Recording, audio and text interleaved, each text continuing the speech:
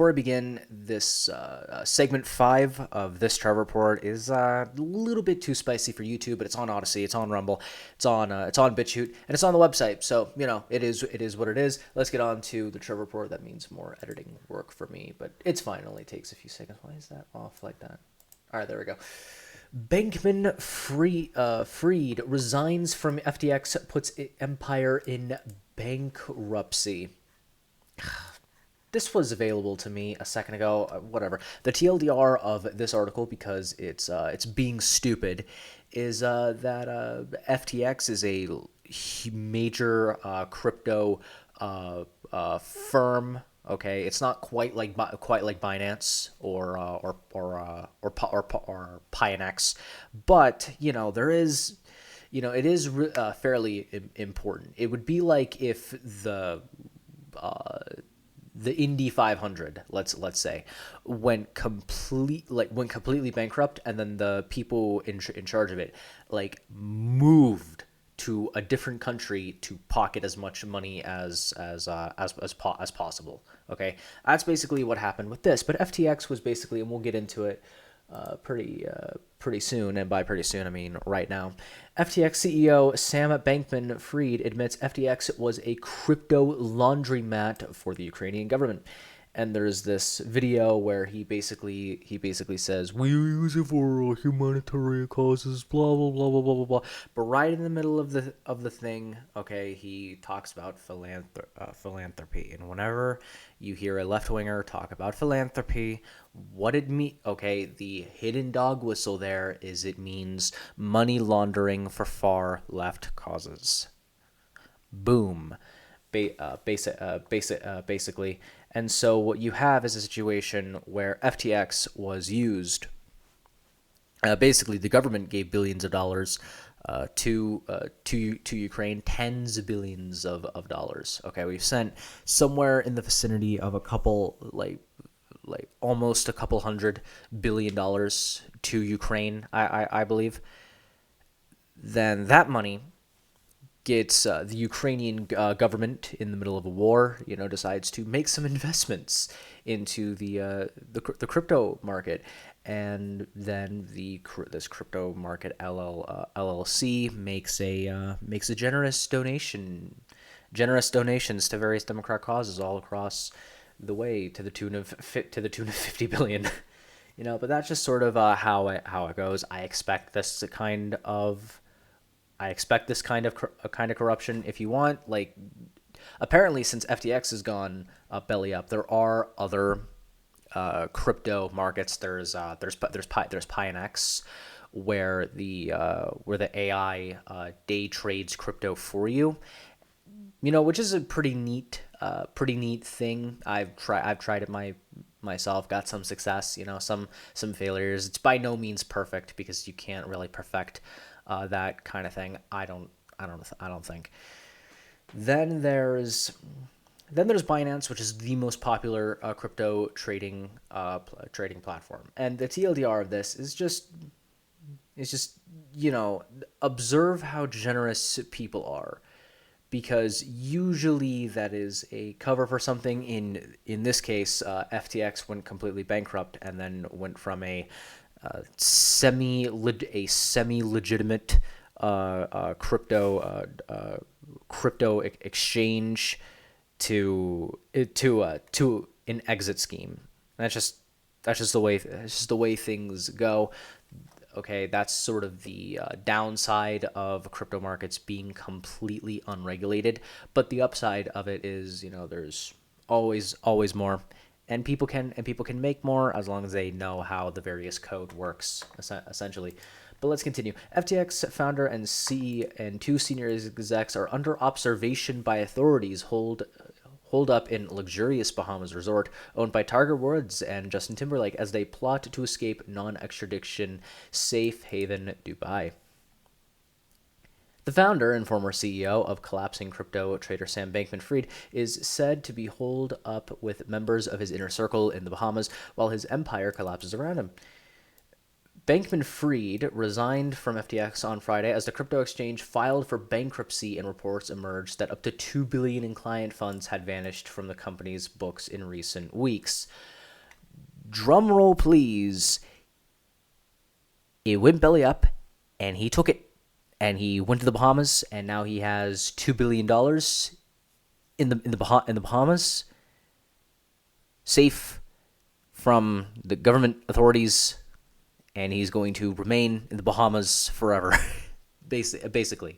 So, yeah, it's the way things go. I expect this kind of corruption, and which is exactly why, in order to fight corruption, fight deceit, fight evil, click the link in my bio with Koji. I got a ton of links that are out there. One where I help you become 100% cancel culture proof, and I even help it so that regardless of your social media following, you can make $1,000 a month with your social media presence in a completely decentralized and completely no hands-on from you at all whatsoever. Okay, I do have a Pionex link in the description just to have it. I'm not gonna promote it, but if you want to experiment with some new crypto technology for Bants or whatever, I understand that there are some younger people in my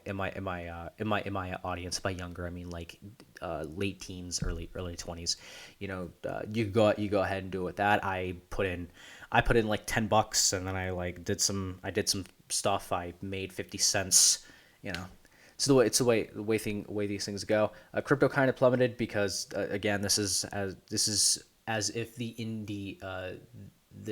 not Indy 500, the whatever, one of the major stock trades. It'd be like if that collapsed. It'd be like if the Nasdaq or there we go, S&P 500. It'd be like if that collapsed. This is sort of the equivalent for the I don't want to say crypto market, but whatever. Bitcoin's at sub 20,000.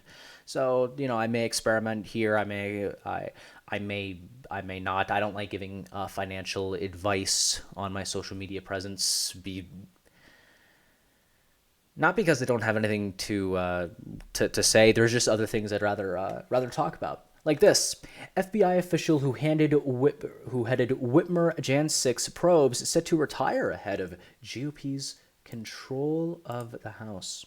Stephen D'Antonio, the FBI agent in charge of the investigations into both the Wichan kidnapping and the Jan 6 Capitol riot, is set to retire at the end of the month, just weeks before the Republican Party is projected to take House and likely increase scrutiny to those probes. An internal FBI memo written by FBI Director Chris Wray, circulated on social media, revealed that D'Antonio will be retiring at the end of the month from his role as Assistant Director of the Bureau's Washington field office, to be replaced by Agent David Sudberg, whatever. I don't know if it's the Germanic way of pronouncing it or the Anglo way of pronouncing it, and honestly, I don't care. But this is very interesting, very, very, very interesting. I'm sure absolutely no corruption is going on with this at all whatsoever. There is absolutely, positively, 100% nothing going on with this. Everything is perfectly fine, and you're a conspiracy theorist if you think otherwise. So saith the secular Catholics. Moving on, we gotta talk about some dirty games, and let me hit refresh real quick because that's old news on the site. Anyway, support for a potential Donald Trump 2024 president bid has remained relatively steady over the last year and a half. Data from a Morning consultant found. Now, we see it right here. Trump support remains consistent. DeSantis on the rise. Ooh. The Uniparty, or at least the GOP side of the Uniparty, is trying to squash out dissidents in the United States. The Democrats managed to squash their populist reform movement, and now the same thing is happening to Republicans, unless we, the American people, decide to stand up against it. That's just the way it has to go. And this is the dirty game right here, okay? Because what they're trying to imply visually is Trump's graph is going like this and DeSantis's graph is going burr, when in reality Trump's going like this and DeSantis's is going burr. And it's just a dirty game. Okay? Here's the thing, and I've said it before, okay? Trump has a proven track record, okay? I trust that with a Trump presidency, unlike a presidency from any other potential candidate, by the way, including myself, if I was old enough to run, and I ran, and I succeeded, I don't think I would be able to achieve the bare minimum a president should have in office. I simply don't believe it. Will that change as I get older and I become more capable? Absolutely. I'm only 21 right now. But, that's just the way these things go. Trump has a proven track record, okay, and DeSantis has a track record in Florida, and that won't necessarily translate to the rest of the country. Has Ron DeSantis dealt with foreign governments before? Probably not, being Florida. Okay, it gets to and also. And I've said this before. Trump needs to win, not because we'll get peace in the Middle East, the U.S. dollar stabilizing, inflation going down for the first time in our entire lifetimes, record low unemployment, record low job growth, record high job growth, record breaking businesses and all of those things under Trump. Even while during a pandemic, we had a record shattering economy under Trump. Okay, the bare minimum is what we'll get with Trump. And there is a certain lore, again, I've said this before, that comes with a Trump presidency that doesn't come with a Biden presidency, okay? As I've, again, said before, all the king's horses and all the king's men came together to ensure that Trump could not get up again. But he bounced back anyway, okay? Trump is America's Robin Hood. This is our opportunity to have folklore for ourselves to pass down to our children. Okay? Hands down. This is not up for debate. Okay? Let's continue. Facebook parent company Meta will lay off 1,100 employees, and I am all for it. Okay, click the link in my bio to become 100% censorship and cancel culture proof. I will manage for you a fully decentralized social media presence. Let it grow, let it get big, let it get huge. Okay. And get it and set it up so that regardless of your following, you'll be making $1,000 a month passive income, completely hands-free, and I'm more than willing to manage it for you. Let's continue reading this article, I suppose. Facebook parent company Meta on Wednesday said it is laying off 1,100 employees, the most significant job cuts in the tech giant's history. The job cuts come as Meta confronts a range of challenges to its core businesses and makes an uncertain and costly bet on pivoting to the metaverse. It also comes amid a spate of layoffs at other tech firms in recent months as the high-flying sector reacts to high inflation, high interest rates, and fears of a looming recession. Now, here's the thing. The metaverse looks ugly, and I've seen enough dystopian sci-fi pertaining to virtual reality that makes me not want to participate. Still to this day, I've not put on the helmet at all, and I'm okay. I've not played a game. Okay, well, I put it on for like a second. Okay, I got all dizzy and nauseous, and just like, all right, whatever, screw this. I'm okay. Reality is harsh enough. I don't want to grind in a fake reality, okay? Because I gotta grind in the real reality as well, So I'm simply not going to be bothered with it. But Twitter, okay, under the control of Elon Musk, decided to do the blue check thing, and we got hilarious results, just like this one. A fake George Bush profile and a fake Tony Blair profile. Okay, George Bush saying, "I miss killing Iraqis," and Tony Blair saying same to BH. Oh, bravo, bravo, bravo, bravo. Bravo, good troll, good bants. Love it. Love every single second of this. Okay, but it just becomes a point where if people are upset about the blue check being sold for $8, the blue check was being sold under the counter for tens of thousands of dollars. In like some various huge and obvious corruption scheme, basically. And so it just kind of gets to a point where I just think Elon Musk is running Twitter into the ground on purpose, which is great because I think you should join Getter, okay? Because Getter is a better Twitter. You know, there's a higher character limit. It's a completely unsaturated market if you have a business or whatever. You know, okay, it's the fastest growing social media platform on the market. Okay, it just gets to a point where if you're on Twitter, don't have all your eggs in one basket. Okay, here's the reality. Here's what millionaires do, and it's what I'm currently doing because I'm trying to become a millionaire. Because why not? I'm 20. I'm gonna try it. Right? Millionaires don't like have one stream of income. They have multiple streams of income.